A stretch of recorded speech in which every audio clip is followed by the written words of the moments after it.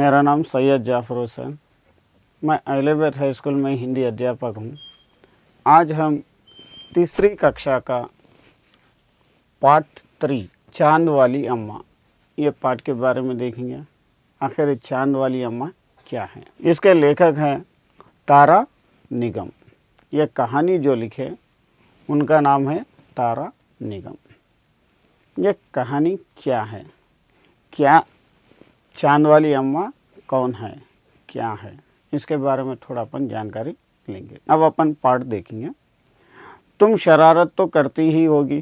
कौन कौन सी शरारतें करती हैं? आप लोग तो शरारत करते होंगे, लेकिन कौन कौन से शरारतें करते हैं? इन चीज़ों का इस्तेमाल तुम कोई शरारत करने के लिए कैसे करोगी?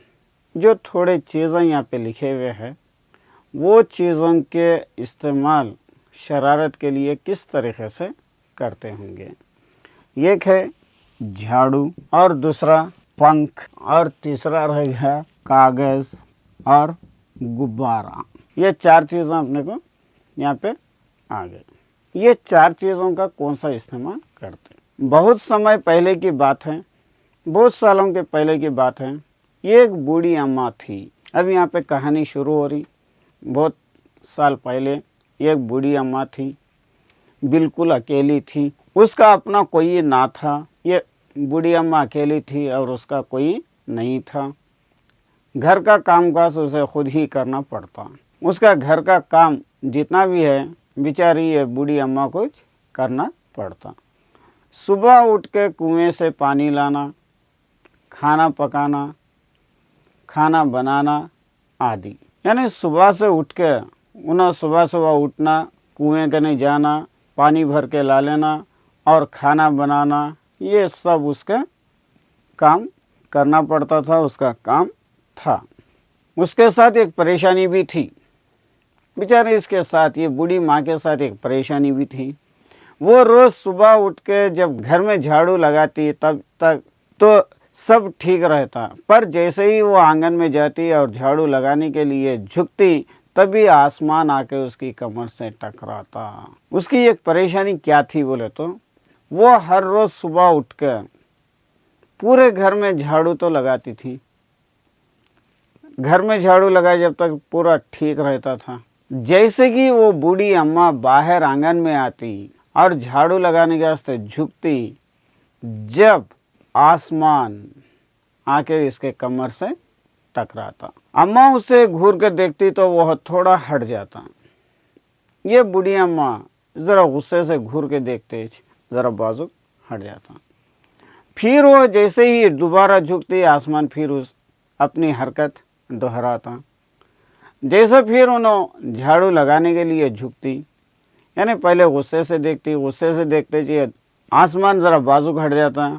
फिर जो इन्हों झुकती, फिर अपनी हरकत अपन शुरू करता, फिर इसके पास आ जाता। एक दिन, 2 दिन, 3 दिन, 1 दिन हो गए, 2 दिन हो गए, 3 दिन हो गए। लगातार यही क्रम चलता रहा। हर रोज़ इसी तरीके से सब चलते हुआ आ रहा था। अम्मा झाड़ू लगाए और आसमान उसे तंग करें। हर रोज़ का 1 दिन, 2 दिन, 3 दिन ऐसा कंटिन्यू इस तरीके से चल रहा था कि अम्मा झाड़ू लगाना और आसमान इसे तंग करते रहना।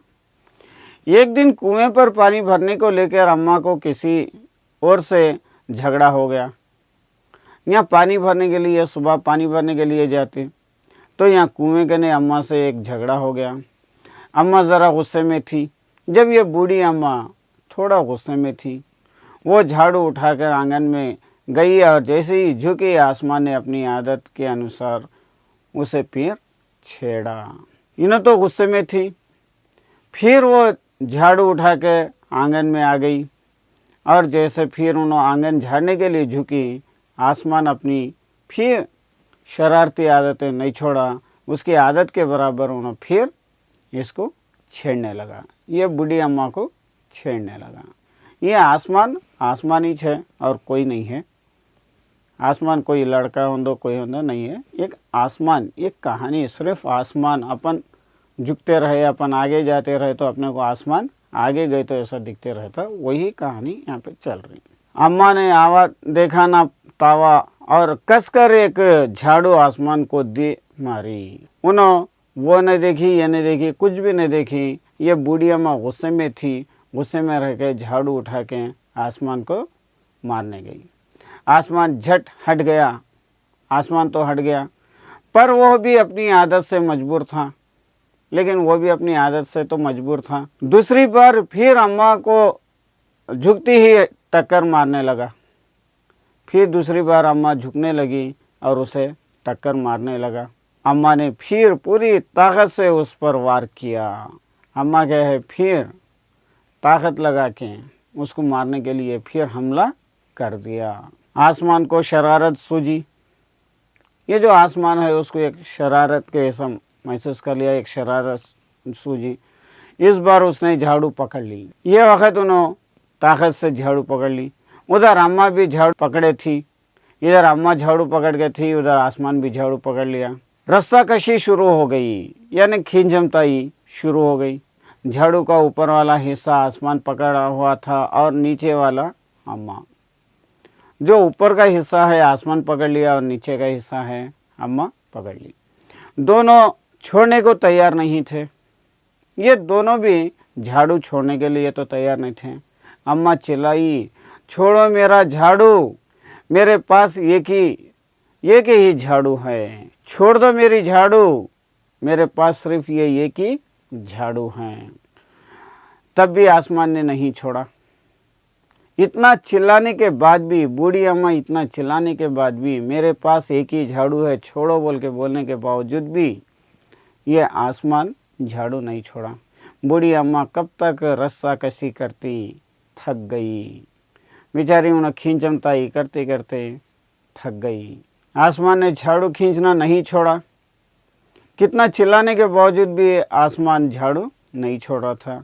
अब वो झाड़ू के साथ ऊपर उठाने लगा। अब ये बूढ़ी अम्मा को झाड़ू के साथ आसमान में उठा लेने गया। उसके साथ साथ झाड़ू पकड़े हुए अम्मा भी ऊपर जाने लगी। वो चिल्लाई, मुझे नीचे छोड़ दो। जैसे कि आसमान झाड़ू को लेके जा रहा था, उसके साथ साथ बूढ़ी अम्मा भी हवा में उड़ने लगी और चिल्लाने लगी, मुझे छोड़ दो, मुझे नीचे छोड़ दो।